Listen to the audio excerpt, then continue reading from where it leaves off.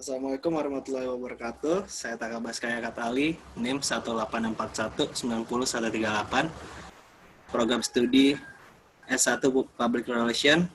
Saya akan mempresentasikan dampak pandemi COVID-19 terhadap pendidikan di Indonesia.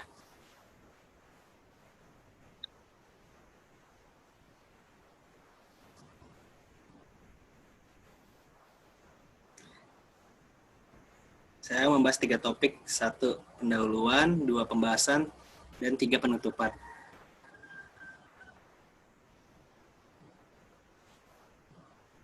Next, kita mulai dari pendahuluan ya. Awal tahun 2020 di dunia dibuat kaget dengan keberadaan suatu virus varian baru yaitu corona, penyakitnya disebut COVID-19 sebagai virus yang menyerang negara Cina yang ditemukan pada bulan November 2019 tepatnya di kota Wuhan.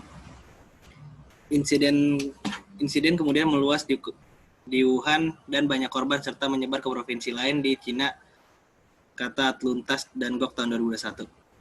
Virus ini luar biasa, hanya dalam waktu singkat virus ini sudah merenggut ribuan nyawa, bukan hanya di Cina tetapi juga di berbagai negara di dunia seperti Italia, Iran, Korea Selatan, Inggris, Jepang, Amerika Serikat, Jerman, dan negara lainnya, termasuk Indonesia, menurut Wong tahun 2020. Kebijakan pembatasan akses fisik layanan publik tidak hanya di Indonesia saja. Hampir semua negara yang terdampak COVID-19 menghadapi tantangan terbesar bagi pengelola sekolah dalam berusaha menyimbangkan tugas penting antara kesehatan siswa, guru, dan pasien dengan perawatan lingkungan dan kebijakan berubah secara lokal atau nasional. Kebijakan memunculkan luaran bahwa semua institusi pendidikan tidak melakukan kegiatan belajar mengajar seperti biasanya, sehingga dapat mengurangi efek penyebaran penyakit COVID-19. Pemerintah Indonesia yang mengeluarkan kebijakan-kebijakan terkait pandemi COVID-19, salah satunya kebijakan tersebut adalah larangan orang untuk berkumpul dan beraktivitas di luar rumah mereka, dan anjuran untuk tetap tinggal di dalam rumah. Lalu, selanjutnya, ada 2 topik permasalahan. 1, bagaimana dampak yang terjadi terhadap pembelajaran jarak jauh selama pandemi COVID-19, dan bagaimana proses pelaksanaan kegiatan pembelajaran jarak jauh selama COVID-19.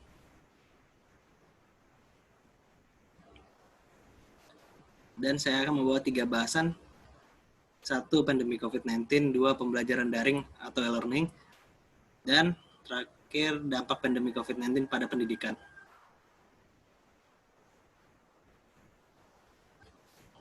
Pertama, pandemi COVID-19. Virus corona merupakan keluarga besar virus yang menyebabkan penyakit dari gejala ringan hingga berat menurut Fathia Isbania tahun 2020. Berdasarkan penyebabnya, corona diketahui merupakan jenis virus zoonosis, yaitu ditularkan dari hewan ke manusia.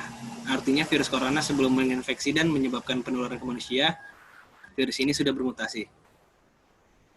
Coronavirus merupakan keluarga besar virus yang menyebabkan penyakit mulai dari gejala ringan hingga berat.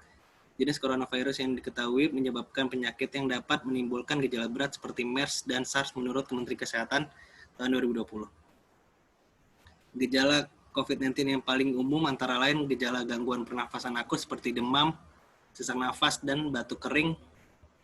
Gejala-gejala tersebut muncul ketika tubuh bereaksi melawan virus corona. Beberapa hal yang harus dilakukan dalam pencegahan virus menurut Kementerian Dalam Negeri tahun 2020, yaitu melakukan kebersihan tangan menggunakan hand sanitizer, mencuci tangan, dan terapkan etika batuk atau bersin, pakai masker, dan melakukan kebersihan tangan setelah membuang masker, dan juga serta menjaga jarak minimal 1 meter.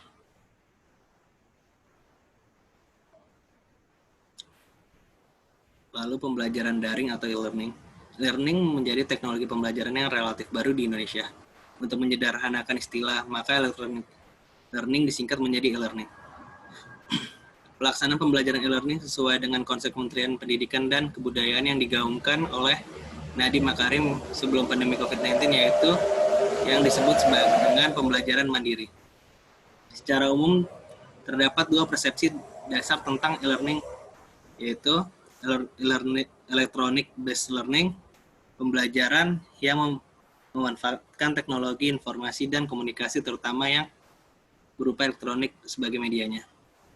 Dan juga internet based memiliki arti pembelajaran yang menggunakan fasilitas internet yang bersifat online sebagai instrumen utamanya. Dan ini juga dampak pandemi COVID-19 pada pendidikan.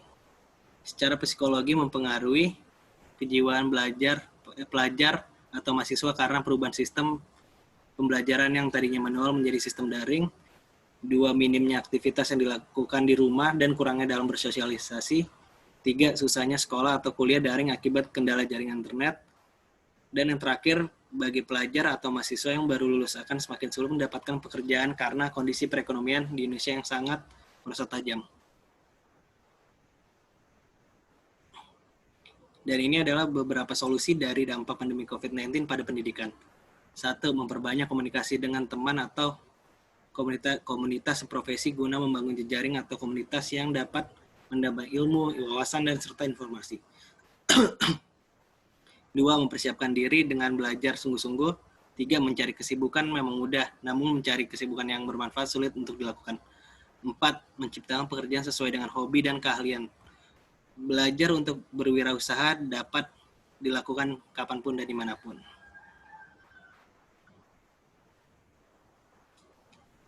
Lalu yang terakhir penutupan. Ini sebagai kesimpulan yang diambil dari PPT di atas. Virus corona merupakan keluarga besar virus yang menyebabkan penyakit dari gejala ringan hingga berat menurut Fathia Isbania tahun 2020. Kebijakan social distancing dipilih pemerintah sebagai upaya menanggulangi penularan virus corona di Indonesia.